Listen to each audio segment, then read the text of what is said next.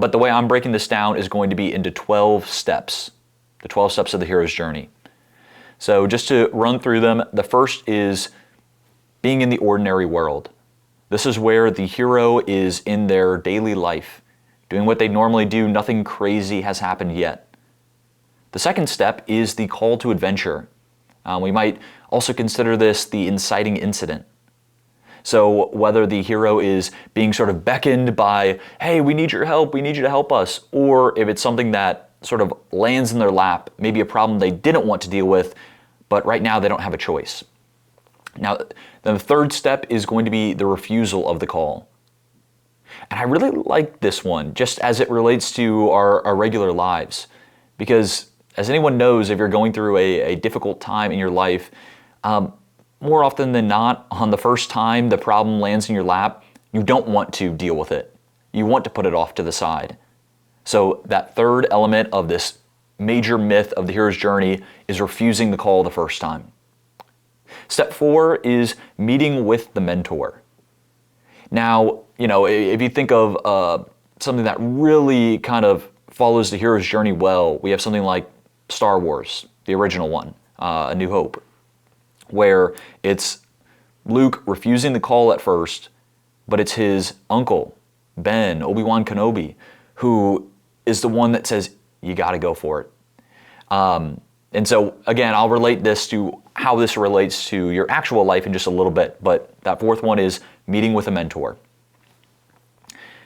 Then number 5, and really this is kind of usually inspired by the mentor's advice, but it's crossing the threshold. So this is where you've heard the call to adventure, you refused it the first time, but now you're actually going for it.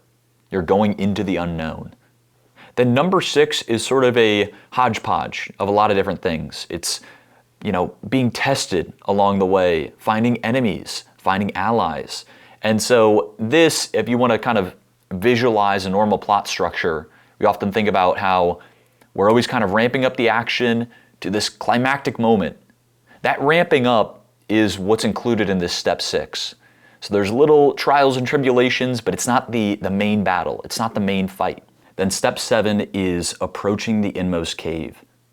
So after there have been little bits of trials and tribulations, learning about this new unknown world, the hero is suddenly approaching, and they're very conscious of it, approaching the true enemy, or the real reason they were called to the adventure. And then we have step 8, which is the ordeal. And now what's really interesting about the ordeal is that this is the point where the hero is facing that main villain, whether it's a inner psychological thing, facing their greatest fear psychologically, or facing a literal external villain. But with the ordeal, this is not necessarily the climax. This is usually the point where the hero faces the villain, but loses the battle. Perhaps just barely getting by, barely escaping, realizing that they're actually unfit to fight off the villain, to fight off their greatest fear. And this is sort of that existential crisis point, being in the lowest of the low, that it can't really get any worse from here. And then we have step 9, which is receiving the reward, or seizing the sword. So this is the point where, again, the ordeal, the hero just barely escaped.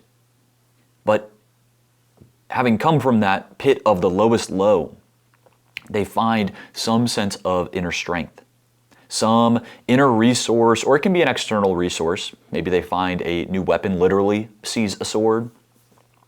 But they have gotten something from their journey. But remember, the main villain, the main thing, has not been resolved yet. Then we have step 10, which is the road back. But remember, at this point, even though the hero has received some rewards, they feel like, okay, I went through a true journey, this was great, there is a bit of regret or a bit of grief, like maybe there's a loose end. That main villain hasn't been defeated. That main fear hasn't really been overcome. And so the road back, the hero may actually go back to their ordinary life. But they feel like, it's sort of like they went on this journey and halfway through they gave up. That's sort of the sensation in that stage, the road back, which leads perfectly into step 11, which is the resurrection. Now the hero is face to face again with their greatest enemy, perhaps at a much higher stake than before. But they have that reward, and now they're ready to face the enemy.